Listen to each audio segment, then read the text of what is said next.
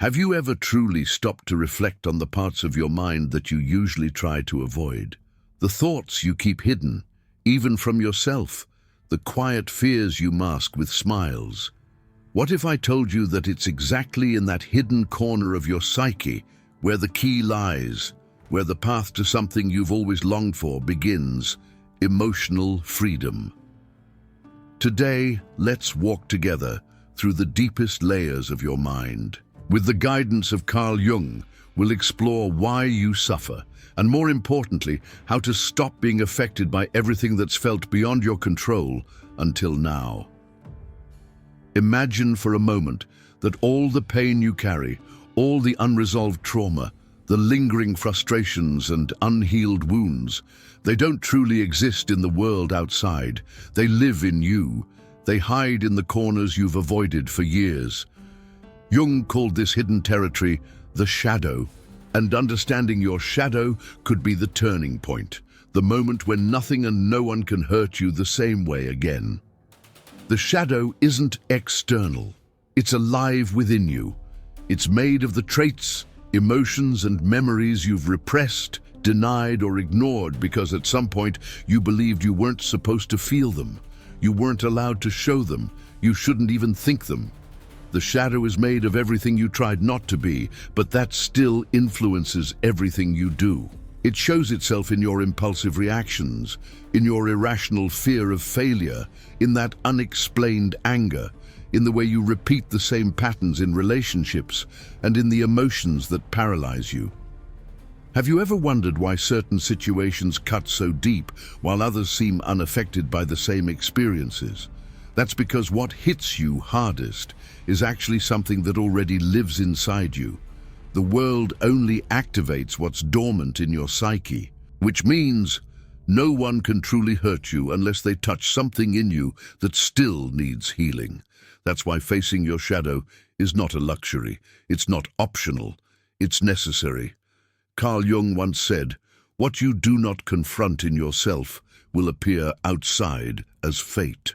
What he meant is that anything you leave buried in the unconscious will keep shaping your life, your relationships, and your decisions. And while you may think the world is sabotaging you, it's really just your unconscious crying out for attention. But the shadow is not your enemy. It's a messenger. It reveals where it hurts. It shows you what still needs healing. And more than that, it uncovers what you could become if you stopped running from yourself. Because the moment you start facing what's inside with courage, something changes. You begin to reclaim the parts of you that were lost. You start becoming whole again. Jung believed that this process, this reunion with both the light and the dark within you, is what leads us to individuation. Individuation is the journey of becoming who you truly are. Not who you were taught to be to gain approval. Not the version the world expects, but the one you were born to become.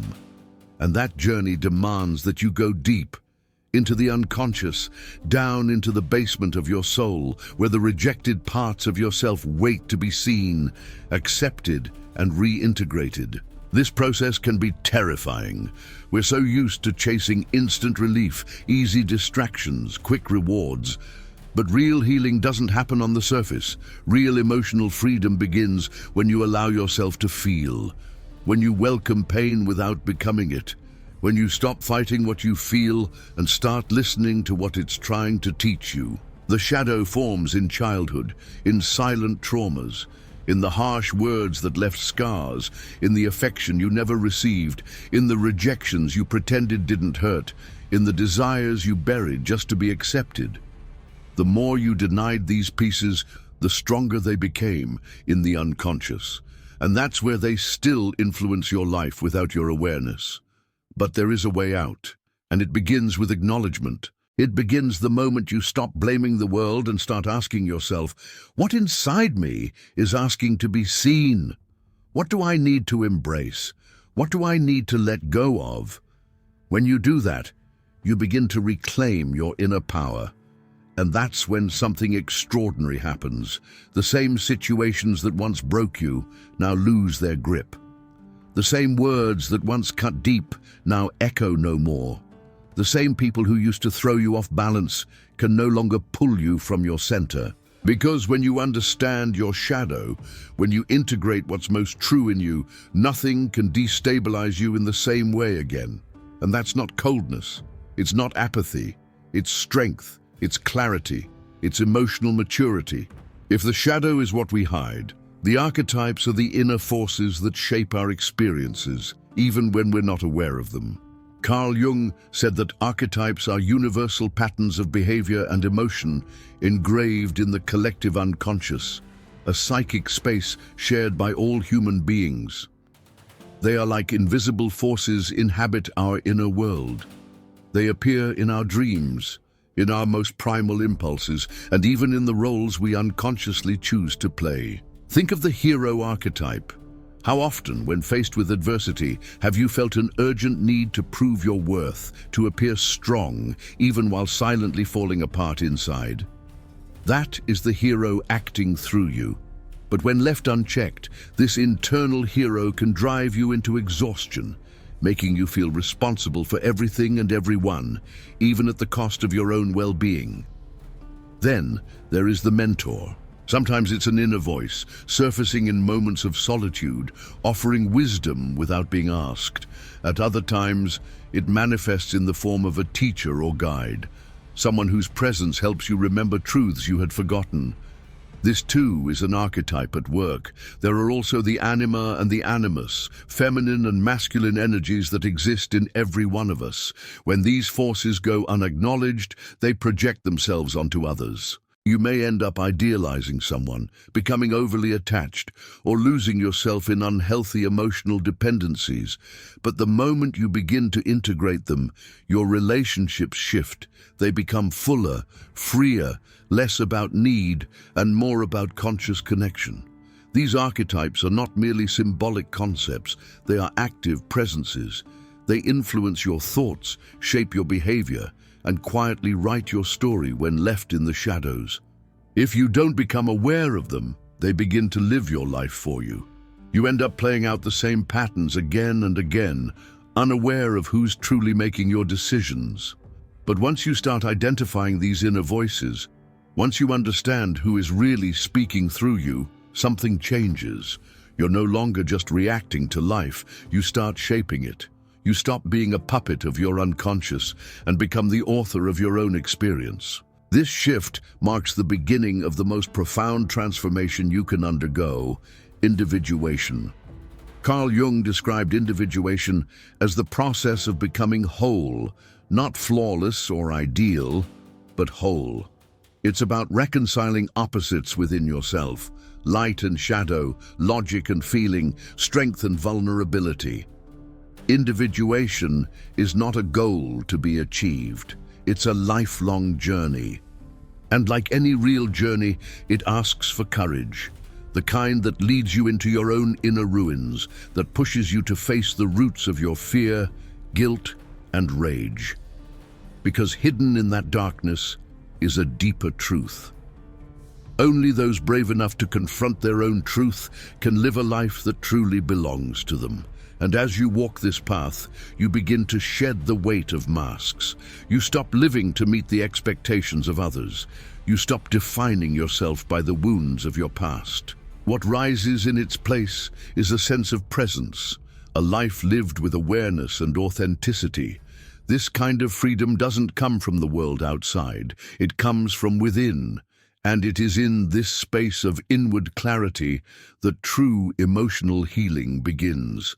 Not as a sudden relief, but as a rebuilding from the ground up. The pain that once immobilized you becomes a source of wisdom.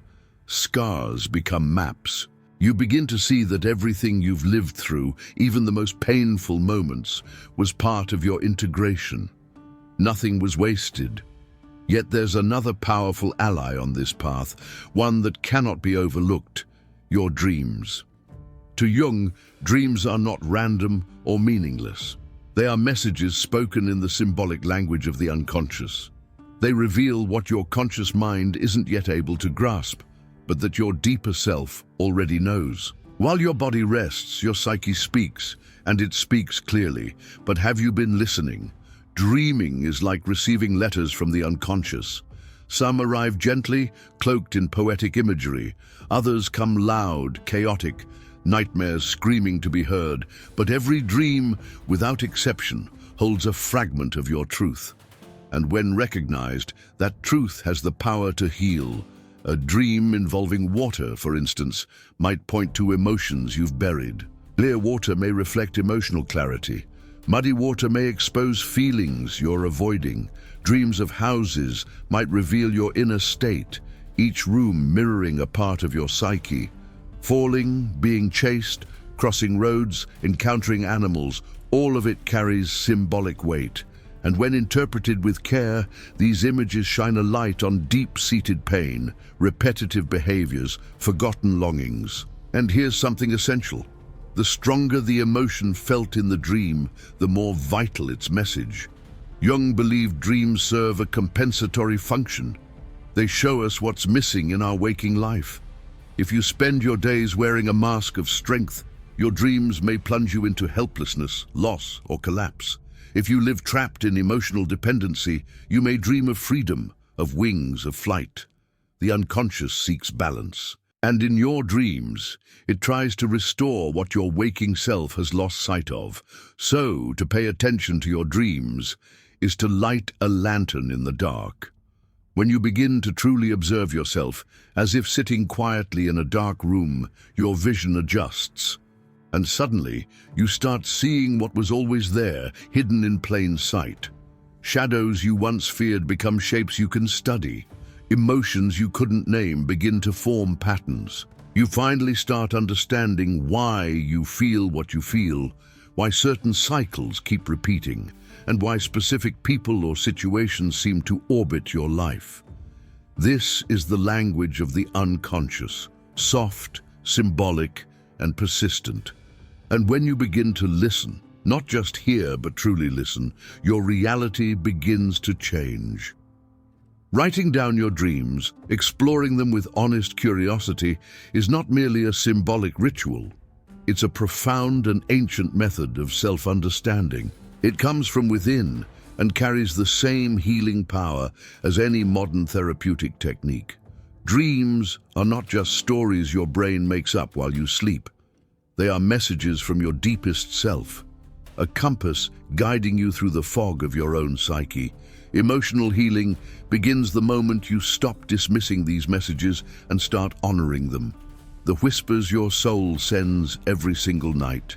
You don't need to decode everything right away. Sometimes all it takes is to feel, to sense, to connect with a symbol and gently ask, what is this image showing me? What part of myself is emerging here? Gradually, you'll realize that your dreams are not random. Your psyche is wise.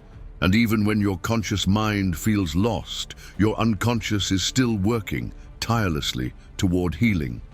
The mind, even in silence, is always reaching toward wholeness, toward clarity, toward inner freedom. And it's right there, in that dark and often painful inner landscape, that something remarkable becomes clear. The pain you carry, that silent ache, that unexplainable sadness, that hollow space inside you. It's not the end, it's the beginning. It's a signal, a calling. Pain, as much as it hurts, is not your enemy. It's an invitation, a message asking you to stop running, to stop denying, and instead to feel, to pay attention. Pain doesn't come to destroy you, it comes to awaken you. And only those who dare to walk through that inner darkness discover something precious on the other side. Clarity. The kind of clarity no one else can give you. Carl Jung once said that healing occurs when a person becomes who they truly are. But how can we become who we really are when we're still carrying what no longer belongs to us? Guilt, resentment, old trauma, harsh self-judgment, fear. Echoes of other people's voices still trapped in our minds. These weights don't just live in your thoughts, they settle in your body, in your emotions, in your reactions. They make you feel fragmented, like you're never really present. To stop being constantly triggered by everything outside, you must return to the only place that belongs to you, the world within. And that starts by embracing your pain, not running from it, not silencing it, but sitting with it, asking it, "What are you here to show me?" Because pain, when acknowledged, softens. When ignored, it hardens.